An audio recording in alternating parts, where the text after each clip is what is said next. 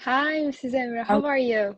great, thank you. How are you? I'm fine. Thank you so much. Thank you for your joining us. I'm really grateful and thankful.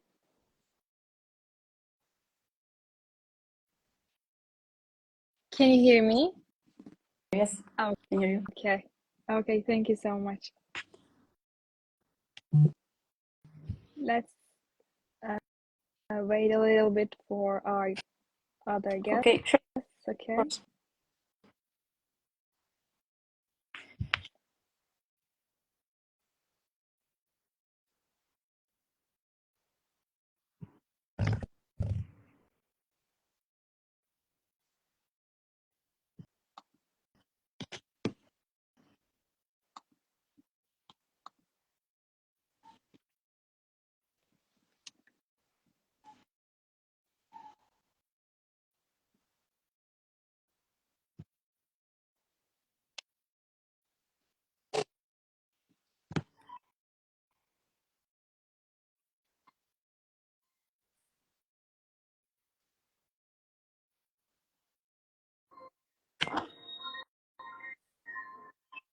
Apologies for the noise.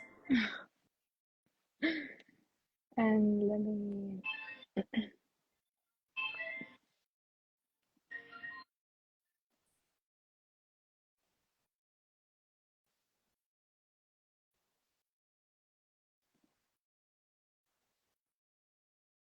And okay. And if it's okay for you, I can start. Of course, go ahead. Okay. Thank you.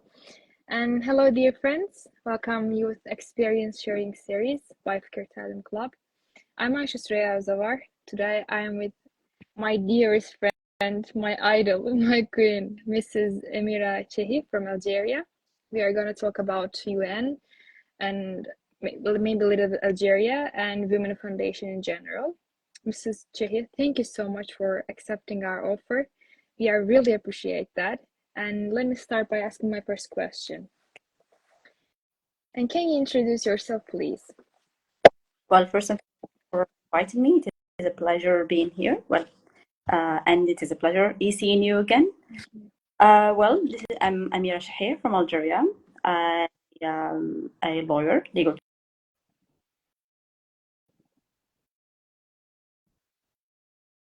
I lost your voice. Uh, as I was saying, I was a former UN staff Mm-hmm. and counsel for a multinational corporation at the moment, and also a member of the Algerian Women Foundation. Amazing. Really nice to meet you one more time. And can you tell us about your academic career journey and your professional work life? Of course. So basically, as I was saying, I hold a bachelor in law and politics and a master's in criminal law and criminal sciences from University of Algiers. Uh, I was working, well, before my graduation, I started working at an international law firm in business mainly. And it was in 2020, I would say 2021, before I joined an international corporation. Afterwards, shortly, I joined the European Union delegation in the political section, where I had the opportunity to join the UN directly to work on migration.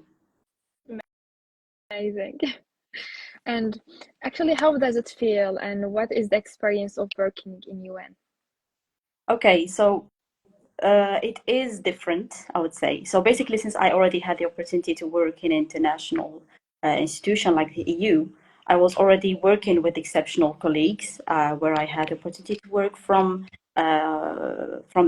different backgrounds, culturally, academically as well. So it was a rich experience. Then I joined the UN, where I had to work on a mandate that is, I would say, I had developed a interest to, which is the migration. But I also had the opportunity to interact with other colleagues from other agencies in the UN, with mainly UNDP, UNODC, and it was mainly. So I would say you would learn about the challenges faced by the world that the world face, that the leaders are dealing with, and to see that you are making an impact and a contribution to those challenges to let's just say, solve those challenges. And at the same time, you have the opportunity to interact with exceptional and amazing colleagues. Amazing. It sounds really nice. And actually, in this content, what advice would you give to young people in their academic and social lives? Okay, so I would say that I'm still a young people. Yeah. But I say that to my peers, your environment is really important. Your family is really important. I would say, basically, growing up, I had a very active siblings who are interested in different fields in mathematics, in politics, in aviation. So I had the opportunity to have people to look up to. And eventually, when I joined, before actually starting my journey with international organizations, I was participating in a lot of activities, a lot of conferences abroad, and I had the opportunity to engage with people who are not really only Algerians and not only just Arabs, but with different cultures. And that actually gives you the opportunity to look into to have different perspectives. What I would say is to keep expanding your network, to keep learning, always keep learning, to always apply, because I know that it sounds a bit daunting to when you see a lot of applications and the 11 that you need to fill in, and the long applications of the UN or other institutions or organizations. But just apply, and if you get rejected, it's all right, because it's part of the process. We all get rejected at a certain point of the time, if you have the criteria, you're 100% eligible, you will still get rejections sometimes. And it doesn't mean that you don't fit the position, but it's just not your time. So you just keep going. Yeah, thank you so much. And actually, I know you are the part of the foundation, which is Algerian Women Foundation. And can you inform us about youth work in Algeria and especially Algerian Women Foundation? So just say, well, youth work in Algeria is mainly we just graduate and you go into the work life directly. So it depends on your interests or your studies. Sometimes life takes you to just say ways that or paths that are not really aligned with your studies or your aspirations, your goals. But I would say that Algerian youth are really resilient, really hardworking, and aspirational. As for the Algerian Women Foundation, as I was saying, growing up, I had very I'll just say, aspirational sister, and she's the president and the chairwoman, I would say, chairwoman of the Algerian Women Foundation. It is a non-governmental organization and a non-profit platform promoting gender equity across Algeria and its citizens. It aims in actually, well, not helping, but contributing to the various challenges faced by Algerian women in economy, politics, opportunities as well. And the Algerian Women Foundation serves as just say, platform for them to be part of the society. Mhm. And let me ask one question about actually this topic. Do Algeria have, especially Algeria have, but let me ask this. Algeria have international student exchange programs, maybe, for example, Erasmus Plus programs, maybe internships, scholarships? Because I know I have a lot of friends, included mine. I really want to come to Algeria and I really want to explore the Algerian culture, politics, or the dimensions. So how we can do this goal? We do have actually exchange programs, just like Iraq. So basically, well, Algeria lately has been open to Palestinians mainly, a lot of Palestinians and Syrians.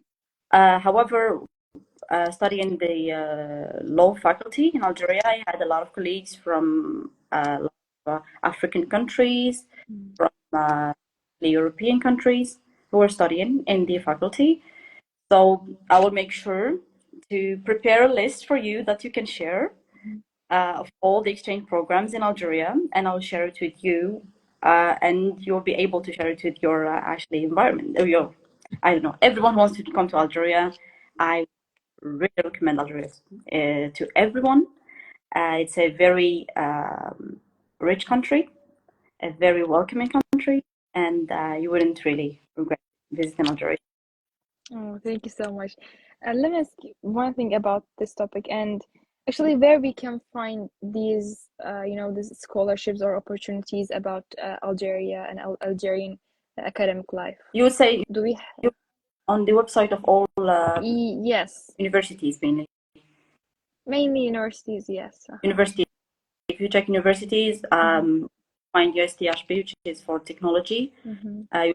The scholarships. Actually, you might not know, but studying in Algeria is free.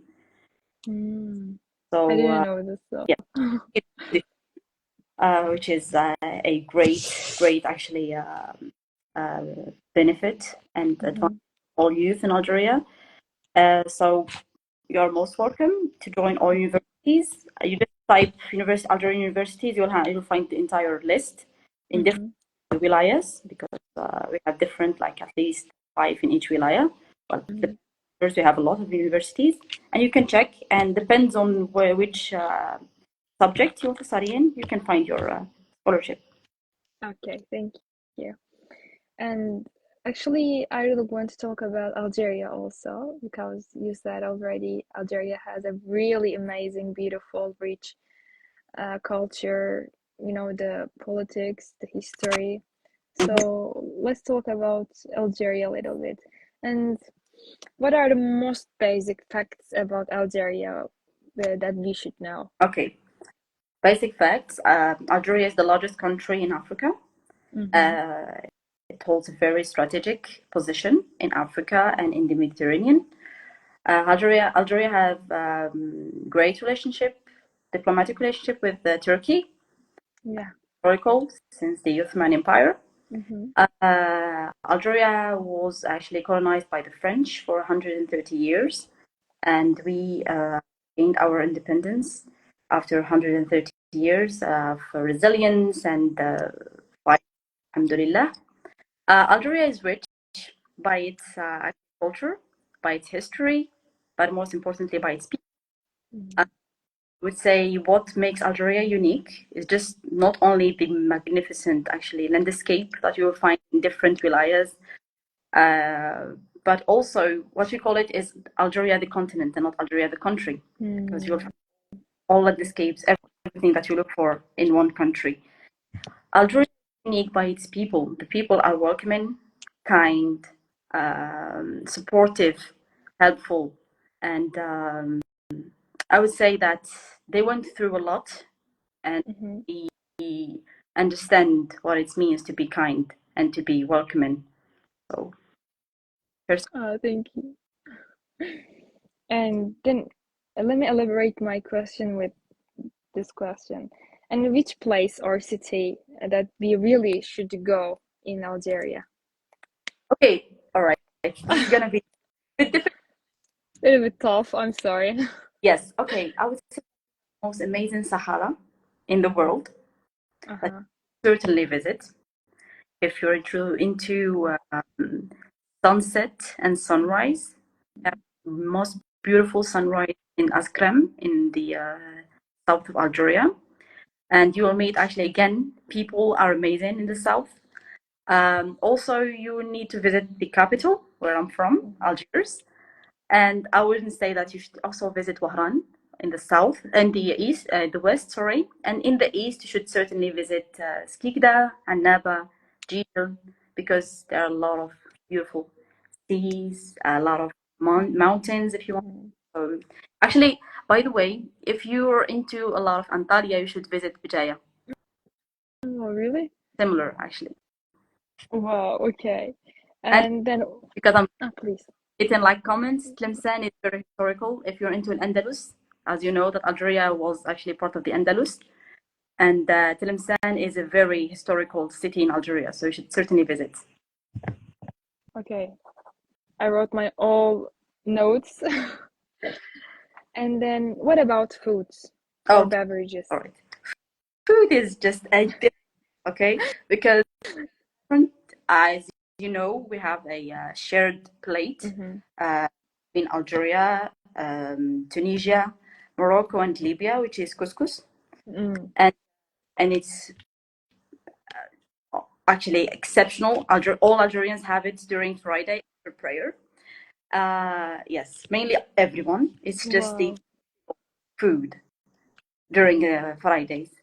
And also we have shakshuka, which is the food of the East. Mainly, it's a really spicy. You need to try it. We also have rish, is also from the capital. We have Fiqi, is I wouldn't really recommend to those who don't like spicy food to try spiti and shakshuka because they are extremely spicy. Oh. We have actually karantita or karantika. So it is mainly made of chickpeas and amazing. But also, you know, each wilaya have its own traditional food. The sweets, I would certainly bring you some next time I would visit Turkey. So you need to, and I will prepare for you couscous next time, inshallah. Oh, thank you so much. You're so nice. Please come to Turkey. Don't think about anything. Just you can live in my home. We can eat together. So don't worry about all of the things, okay? So much. Thank you so much, Amira. Really. Thank you. And then my pleasure, really. I really want to talk about actually the literature, maybe the artists of the Algeria, the really important persons for the, the affects people so much in terms of, let me say, literature, in terms of, the music. What do you think about that? So, as I've already said, Algeria is really rich culture. We have different, so I would say about like writers. We Yasmina Khadra. We have also Mulut Fir'oun. We also have actually regarding music. You said pop music. We have our own style.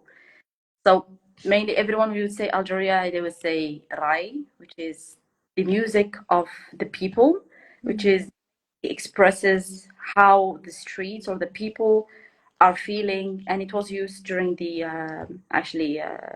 colonization. So it was recognized recently by the UNESCO as Algeria's as part of the Algeria.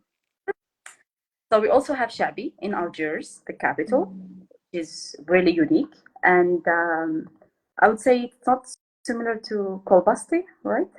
Like Kolbasti? Yes. So it's somehow, I would say, traditional, like really somehow, and it depends on your mood. So you might like it, you might not, but to me it's my identity. We have all Shabi, Andalusi, which is from the Andalus, and we have Hausi. We have also Fergani. Let's say it's Fergani, right? If I'm not mistaken, because I don't really listen to, as I was saying, we have 8 wilayas. Yes. Okay? And it's a bit difficult to listen to all types, all styles. Yes. So you need to always go like, I like this song, and to be fair with everyone, each and everyone, like to just be there as an Algerian. So that. Thank you so much. And can you recommend us the series or films about Algeria? We have actually going through a very difficult time at the moment with the and Palestine. I would certainly revolution Algeria. I will send it to you and you can share it. It's a very shows the sacrifices that the Algerian people had to go through, that how they suffered. Also, we have the Last Princess, which is actually I would recommend it. if you're into a bit of history, and somehow shows that Algeria was before a kingdom and not a country. What else? You see, it's all in Algerian dialect, so you have to learn the dialect first to learn it, and it's hard to find movies with subtitles. However, I would find the list and share it with you. But the Algerian Revolution movie is a must that I recommend. Okay, thank you so much. And actually, I really want to ask about. Actually, I saw your, how can I say, your talent about conflict resolution in the ICYF camp. And actually, I admire you so much. And when I saw your all, qualifications and your all attitude about the conflict resolution, I was amazed.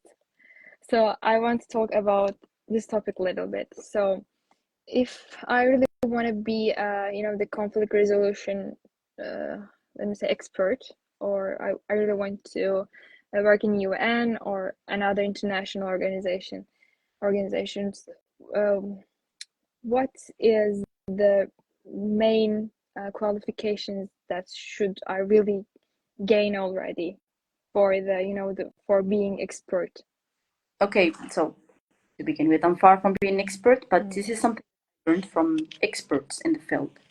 That in each conflict, there is a part or a side who will take that as a personal, take it more personal. If the land is yours and you have history, you will be more affected by the conflict. So if you're sitting at a table, you need to consider both sides. So you need to know how to play with what you have against what they have. So I would say that first you need to be able to understand the context to really be well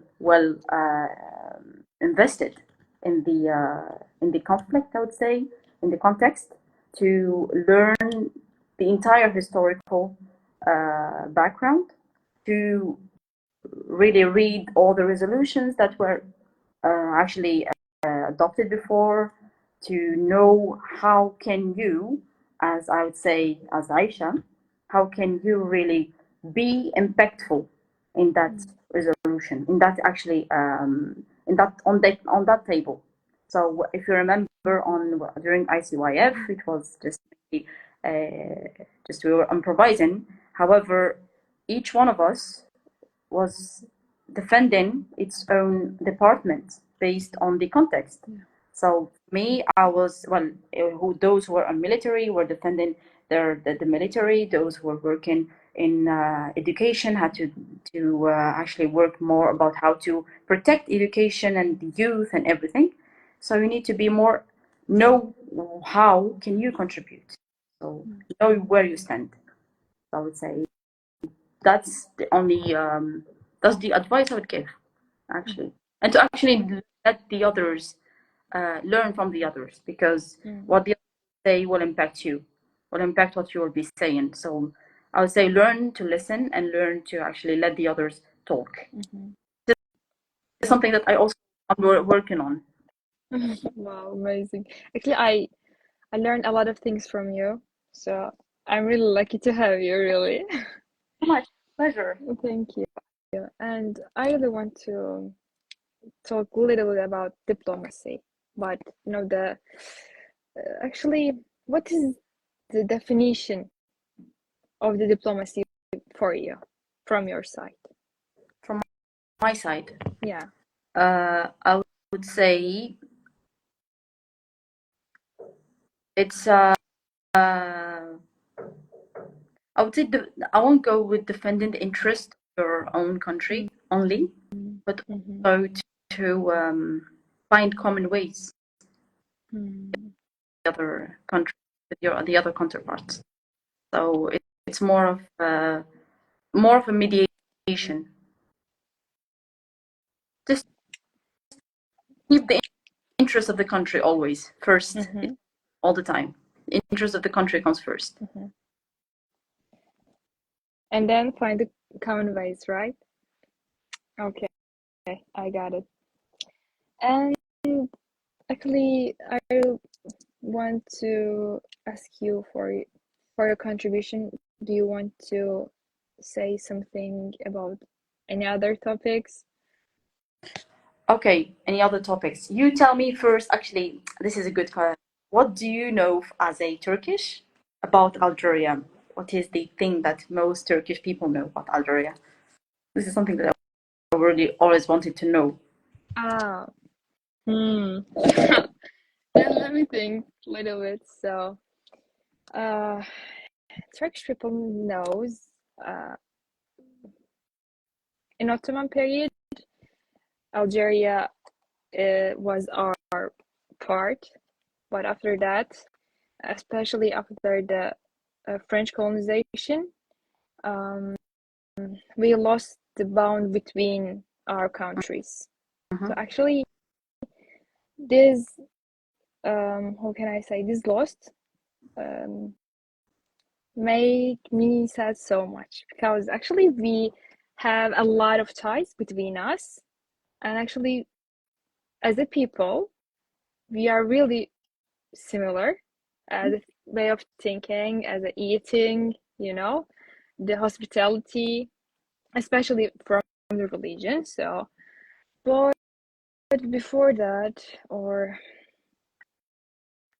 yeah, I can say Okay. this, especially the colonization part is really important for the Turkish people, because we know France and the England, the other European countries came to Africa and colonized all over the countries nearly, and actually a lot of Turkish people knows about that, but the other, the another revolutions and other wars for liberation, actually we really don't know about this. Okay.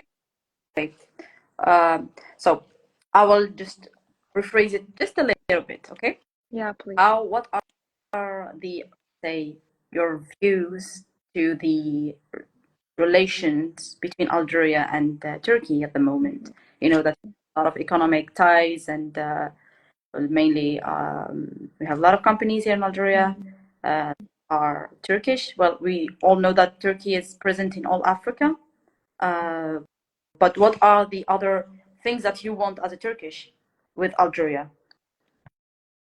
About which files?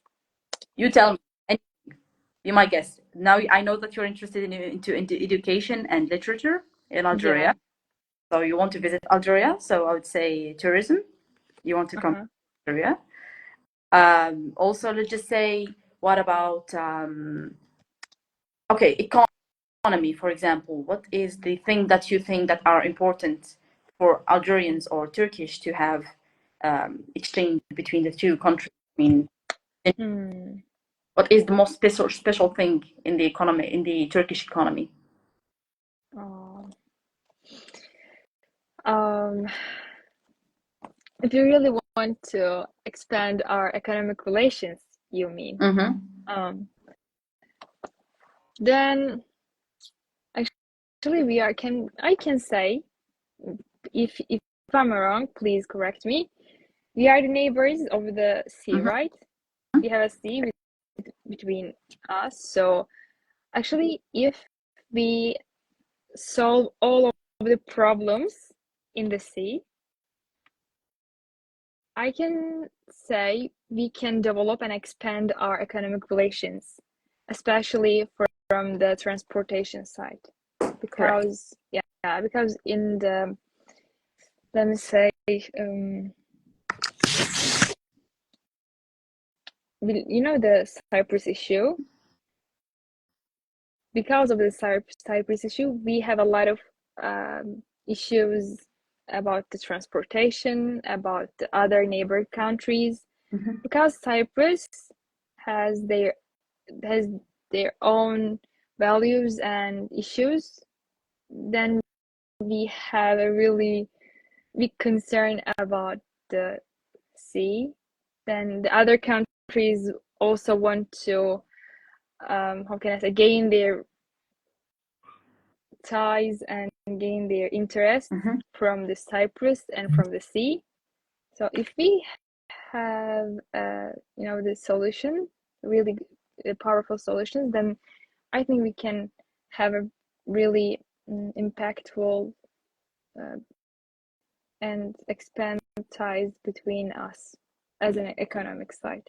But before that, if we really want to expand our, the cultural or maybe the youth ties, I think we should really do the how can I say, the exchange programs. Exactly. Yes. We really need this. We do need it, actually. Need it, and I believe that Algeria is really to be great for Algerians. That we have a lot of people who are here who are fluent in Turkish, and we do have people who are studying Turkish.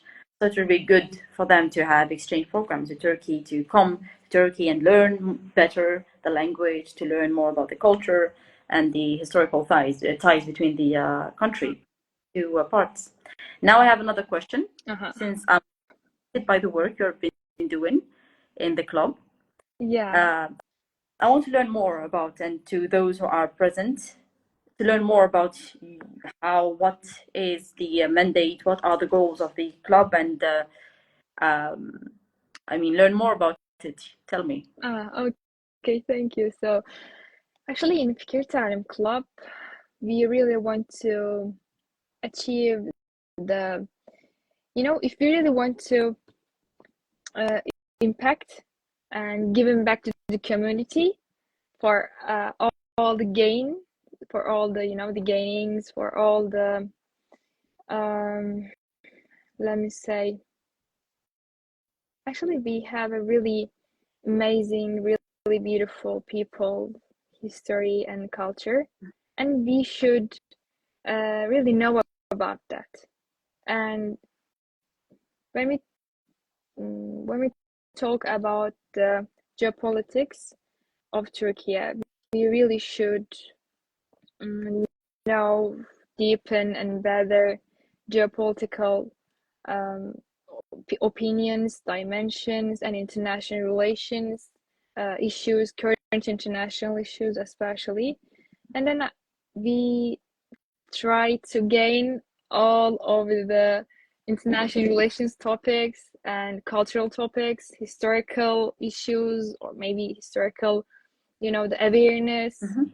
And then we did a lot of great job about, let me say, children, what disadvantages children, and the orphans. Yeah, I've seen your yeah, and it was amazing. And actually we have a really powerful multi-dimensional and multidisciplinary academic view. So we did a lot of work and we did a lot of events about these topics. So actually, I've seen your field visits, and it's really impressive. I know you help in the society, to be part of to be a very active and helpful member of the society, and you're doing an amazing job. So I'm really, really happy to see that. And thank you. Actually, I really have amazing colleagues, teammates in my club, so I'm really lucky. Yes, I've seen that you have one of our colleagues from ICYF as well. Yeah, I have. That's really great. Yeah, thank you so much, Amira. You are so nice. Actually, you are the guest, but you asked me a lot of questions, so thank you so much. You are so nice. You are so kind. Thank you for allowing me to. Oh, my pleasure, really. And I hope I have and we have an opportunity to come to Algeria for learning a lot of things about Algeria, and especially from you. And I hope you can come to Turkey. And actually, you have a home and you have a family there, so don't be hesitate to come, okay? It was really nice to talk with you. I really miss you so. I told you before that you're most welcome to Algeria whenever you want. Thank you. And I know that's going to be a bit difficult to get the visa, but you have a home in Algeria as well. So Thank you. Thank you so much. And do you want to add something? well, basically it's a great year. I've actually got a lot of comments telling me that you work as a lawyer in the UN, and I've told them, okay, there is a bit of a misunderstanding. I wasn't working as a lawyer in the UN, but I was still my legal knowledge and skills while working with the UN. So what I would say is keep going forward, keep applying. Basically, there's a lot of opportunities for Turkish people in the UN in Turkey. It's huge, actually. The UN is really big in Turkey, and I would say it's really good to learn, to be able to. A lot of people would say that I wouldn't take an internship for free. It's not good, but it's really a good start. If you're still, just go for it, and hopefully that we'll all be able to achieve our goals and dreams. So good luck to everyone. Thank you so much, Mrs. Chehih. Thank you so much for your sincere answers, for your, golden-hearted woman in the world, the best. And it was a great honor to interview with you. It was amazing. And thank you very much for your time and effort. And I'm always waiting for you in Turkey, as I mentioned before.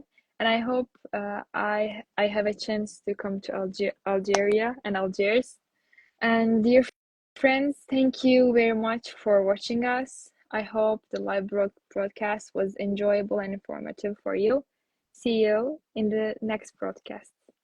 Thank you so much. Thank you, Amira. Bye-bye. Take care of yourself. You too.